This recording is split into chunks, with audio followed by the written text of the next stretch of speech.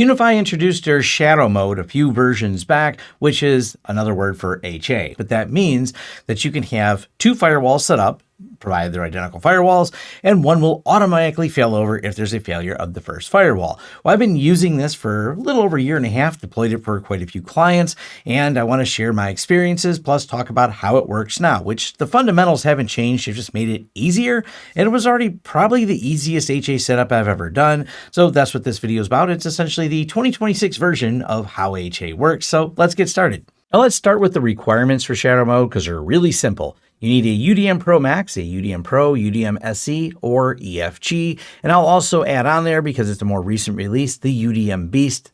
As of right now, the documentation here in May of 2026 hasn't reflected because it's a new release product, but I actually just set it up with the UDM Beast. Previously, I was using the UDM SE for the shadow mode. I've also tested the EFG and set it up for clients, as well as several other of these models here, but I've got plenty of experience with them and it's gone really smooth. They have a full instructions on like the functional way to set it up here. I will show you how it works though in production because it's easier than this looks. The going through and setting it up now is done inside the UI. You follow a few simple steps. You plug the firewall in, following the port mappings that they suggest from a brand new, not adopted yet firewall. It'll do the steps to update the firmware. It'll go through and synchronize it, and it'll ask you to move those cords around until it's in its final configuration form, and it just works. It's really easy to do. And once in shadow mode, there's really nothing else you have to do. The primary gateway lets you know it's online. This one is the status of takeover. The only real option we have is to remove it or to sync it. We can force a sync in progress. This is done automatically. It's not something you have to do. And as far as updates, this is where, well, I think they made it so easy. I enjoy it, but also I miss having some level of control, not because I need it, but because I'm an old-time tech who likes having control. What I mean by that is when there's an update, a firmware update, you don't have to do any extra steps from any other type of firmware update like you would with many other firewalls that their HA mode sometimes has to be disabled in order to do the updates. With UniFi, all you have to do is run your standard updates. It will update the primary gateway. If it's an OS update, that does require the gateway to be rebooted. No problem. You can do this during production hours because it will automatically fail over when you reboot the primary gateway to the shadow mode gateway.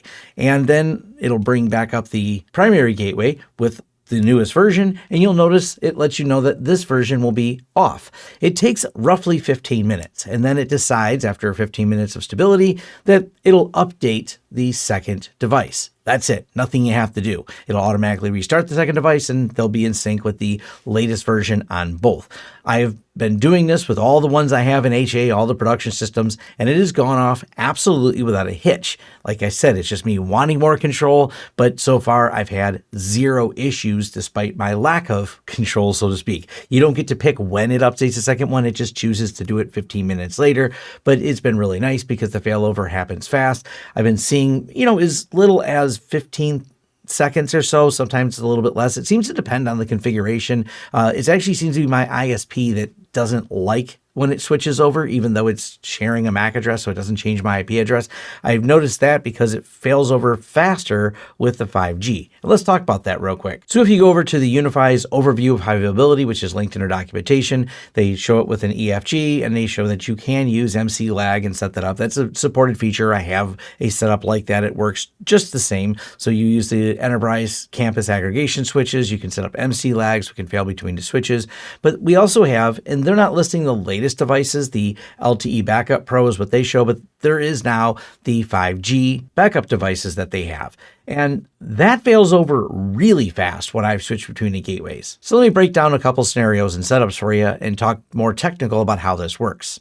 Now for simplicity, I'm going to talk about only what's required, not everything else you could do. What I mean is I'm going to be talking about my internet provider who provided me the cable modem I'm using. Yes, you could use Ubiquiti, but I just want to point out it's not required. Also not required, many IP addresses. You can have a single IP address. It can be static. If you would like to set up multiple IPs, that's possible, but only one IP is actually required just to get out to the internet. And I said layer 2 switch here, as in I have a dumb switch, unmanaged, really basic. most any basic modern layer 2 switch will work fine here. Although Ubiquiti does sell their WAN switches, they're not a requirement. They work nice and give you a little bit more insight and more port detail, but they're not a requirement to make this work. These are all upgrades, so to speak, that if you wanted to have, but just want to point out that they're not needed. So I have my ISP provided cable modem that plugs into this dumb switch that plugs into both of these firewalls. Really simple setup. Now, Firewall A, the primary one, it's up and running, everything works. It gets an IP address assigned based on the MAC address that it has. That's how the DHCP works for my provider, and quite a few providers do that as well. So if you ever change MAC addresses, then that would change. In the event that this firewall goes offline, it is kept in sync, entirely in sync, including all of this state table information. And then it's handed over to the shadow firewall, which, like the name implies, is shadowing it. If this firewall fails, immediately it announces via ARP that it has that MAC address. So that MAC address on the WAN and on the LAN has been announced and says, I'm the one who owns these now. And by not changing the MAC address, it gets the same IP. It just moves over to there and goes, okay, this is where that IP lives. Really simple how that works. Now, when it does it, my ISP seems to, or maybe my dumb switch seems to fail over a little bit slower. I think I get about 15 to 18 seconds. But as I'd mentioned, it fails over faster sometimes when I've had other providers where it doesn't seem to pause as much. It's something that my cable modem does, because when it's doing the 5G failover, which you get to in a moment, it fails over immediately. Now, something of note that you will run into, the shadow firewall. For me, I've got it connected to my LAN via a DAC cable. Because of that, I have an error on my switch where the DAC cable is plugged in.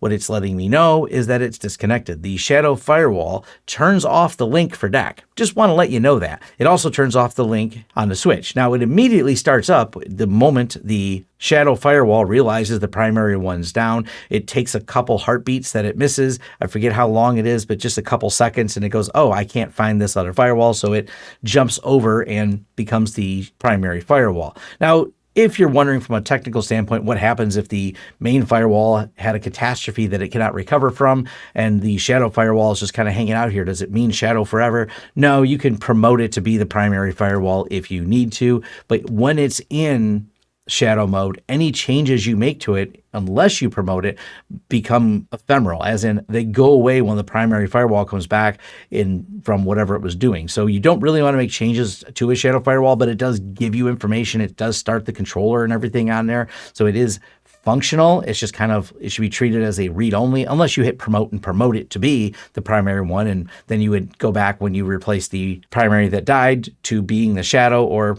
whichever way you'd like to do it. There's not really any manual or confusing steps you really need to do. You just simply promote it.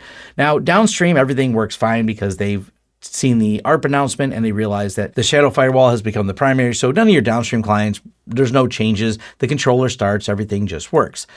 A lot of the questions that came up last time was, Tom, how do I do dual WAN? Because I have two internet providers. You could do 2 layer 2 switches for that.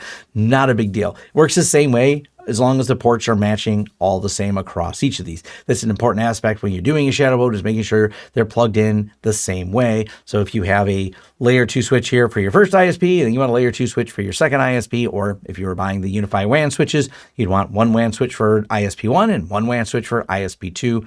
Works much the same. What works even easier is my setup, and this is becoming a pretty common one because these are really inexpensive and quite reasonable. I've done a review on the 5G backup. They've released a few different models of this.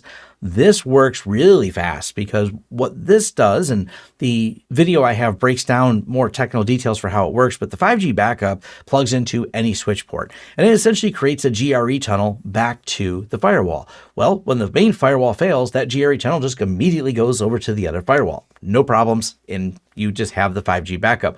That fails over faster than my ISP. That's how I know my ISP is more the issue here than it is because the 5G backup fails over so fast, but it's nice. And of course, if you wanted to combine this in other combinations, like have 2 internet providers and then have a 5G, you could do that as well. Now, everything from VPN setup to all of that is going to the shadow firewall, so there's not anything you're missing. And the only thing that is worth noting that may be an issue for you is if you have one of the firewalls that's also running UniFi Protect or other things, those recordings don't sync between the devices. So you'll want the hard drives in there for Protect, but unfortunately, the Protect will only be recording to the new drives and you'll have gaps on the old drives. So that is still an issue. It does not sync any of the video as of the recording of this video. That's all I have for the high availability, or as UniFi calls it, shadow mode for their gateways.